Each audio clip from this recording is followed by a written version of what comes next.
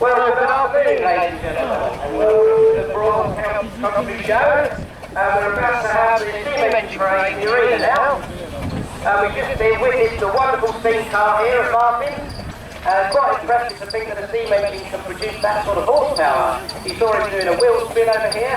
Yeah, you'd expect that from a modern petrol engine or diesel engine, but no, the steam engine was just as powerful. Now we're moving from something lightweight and beautiful onto something maybe still only used for agriculture, so it would have been a thrashing machine used for thrashing the corn, like your modern combine harvester would have done, or driving a saw bench. It was also used for haulage as well. You could have pulled the tree out of the woods with it, sewed it to the saw bench, and then used it to saw it up. Any kind of old-fashioned agriculture. This engine, I said it was an expansion engine. For those of you who are more mechanically minded, it may be easy to see it has a special expansion gear on the valve, which allows it to use a lot less coal and water, which of course when this was being used commercially was a very big deal in its day. Unlike perhaps the traction engine behind it, which just has ordinary valve gear, so in a competition of economy, the front one would have won the Wally. The Wally belongs to Kingston Park, just up at Hadlow Down, who have a very large collection of steam engines, and one will be brought here today. And this old engine is called Pensioner, which is quite big enough here. The engine following it around is a blue Broyle traction engine. Broyles were made in Thetford, and this is, I think, the oldest engine on site, being made in 1891. I mean, that's quite a feat to think that 130 odd years later that it's still puffing around. I'm sure the original manufacturers would have been extremely proud to think their product was being used 130 years later. I mean, obviously it has quite a few new parts. It has a big firebox, which is part of the boiler where the fire is and the water surrounds. So of course these have a lifespan, like perhaps your exhaust pipe on your car. It has a life of its own. And so this one would have probably lasted 60 or 70 years before it has to be changed. It may have even been changed twice. This is an 8-horse 8-horse steamroller. I've got a rather soft spot for this one because it's mine. And we've got my great team up on there driving today because I'm doing the commentary. This was made in Rochester in Kent in 1931, and unlike the two in front of it, it's the steam roller. So this is main purpose of this engine was to roll the road. And it has a scarifier on the back right-hand side of the tender. You'll notice this scarifier has ties in it, and the ties are big spikes which you can wind down into the road, flatten out on the surface, pick it all up, level it out with brakes, and then re-roll it in with a big heavy iron roll. The engine weighs about 12 tons.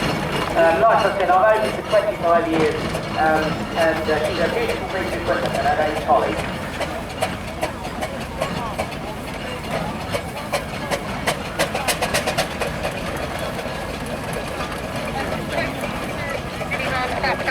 Now here we have another 8-quarter product. This one is an 8-quarter steam tractor.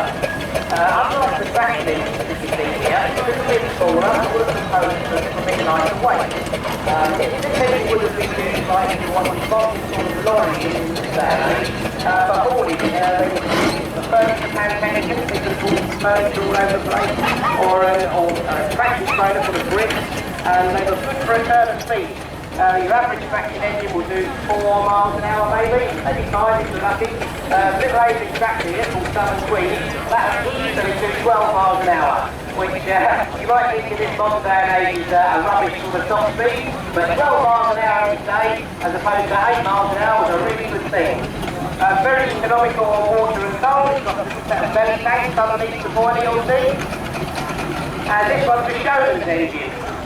So this one would have been used on the fairground, so they could have towed a small fairground ride, and then on the front you'll see under the sheet is a dynamo. This dynamo gets a leather belt around the flywheel and up to its pulley wheel, and it'll produce 110 volts DC electrical current, so you can run your fairground rides when you've got to the event. Again, this is another Broyle engine for the Broyle truck, upper Hadlow down just like pensioner. We seem to be sporting Alien and Porter this weekend, don't we? Very popular product. We've got another one coming around here, another steamroller. This one's called Lionheart, being driven by a great friend of mine called Max. Give us a wave, Max. Very lovely. Lionheart is a bigger version of Polly. So Polly weighing in at about 10 or 12 tonnes, this will weigh 12 or 15 tonnes. And for some of you that are mechanically minded again, which you probably are being at a steam rally, the valve arrangement on this one is what's called a piston valve.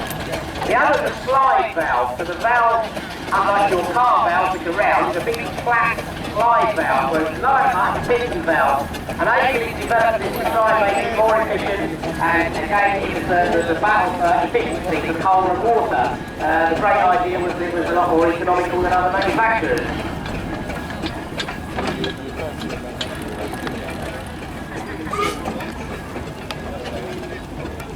Here we have another Alien and Porter.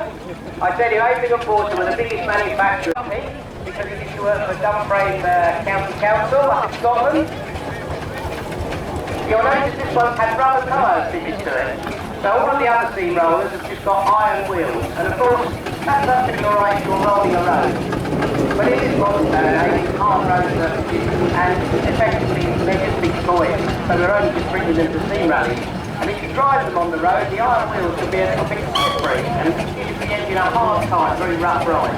Whereas your big dumpy, the rolled surface is actually a matte black colour. Well, that's a bit of rubber that it has vulcanised onto this engine. And it gives a very good grip, so it doesn't do skidding away down big hills or anything anymore. And also it makes it a lot more comfortable ride for the driver and steersman.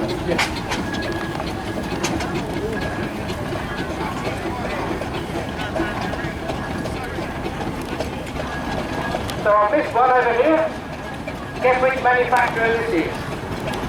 Yeah, you're dead right. It's Alien and Barford, this one actually. So just like the Alien and Porter, in the late 30s they sold out to Alien Barford, or Barford bought into them. So Alien Porter went to Alien and Barford. This is one of the latter steam engines. Well, have we got a wonderful turnout here? This is like a wild maze of traction engine here. Ah, we have the local jokers coming in, backwards. This engine coming in now backwards. Again, another Alien and Porter product. Everybody says Alien and Porter are really common. I always say they wouldn't have made thousands of them if they weren't any good. A new boiler valve, new front tube plate, new firebox, new bearings, nuts, bolts, gears, tubes, rivets, stays, absolutely everything. And he's just in the process of putting up for the steam engine games. They are more than welcome. Now the steam engine games is a bit of a tradition on steam rallies right from the very beginning, where we all decide that these big pieces of equipment which should really be doing a day's work are actually quite good for messing around and having a bit of fun with. We involve lots of races. We do a slow race, we do a back-to-back race.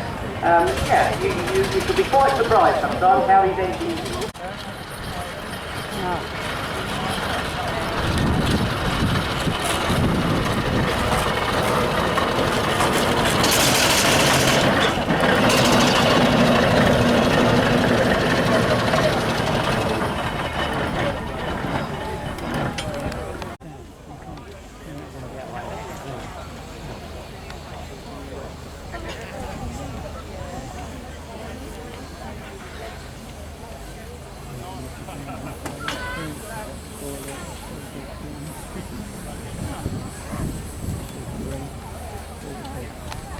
Gentlemen, all lined up. He's brought the old ladies and gentlemen from a different era, 120 years ago. Well, what we're going to do, if everybody wants to give an old whistle up, we can hear what their beautiful voices sound like.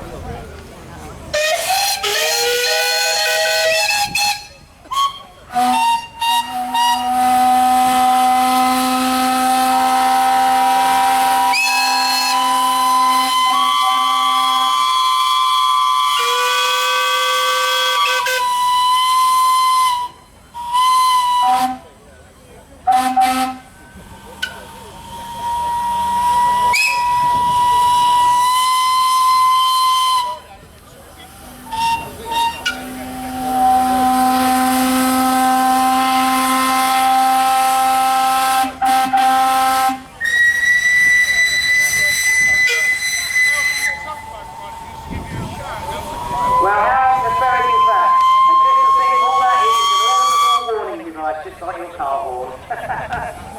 Somehow for a steam engine it seems it's more romantic, doesn't it? What do we think, ladies and gentlemen? Deserve a round of applause? Yeah, we love steam engines, don't we? That's why we're all here. To Thomas Aveling and Richard Porter, who built these machines over 150 years ago. Running around here today.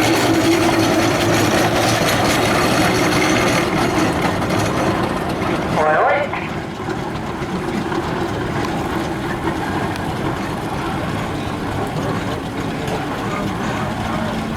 Isn't that a beautiful sight?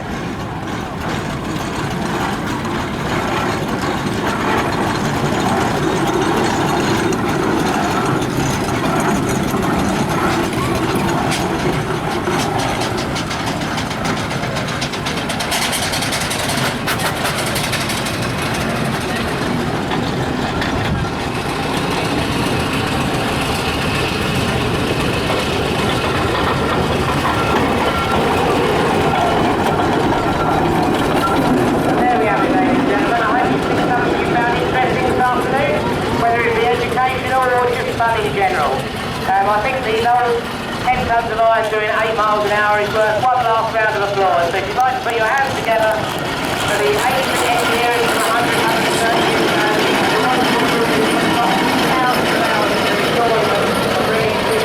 here in the UK. That would be wonderful. Thank you very, very much.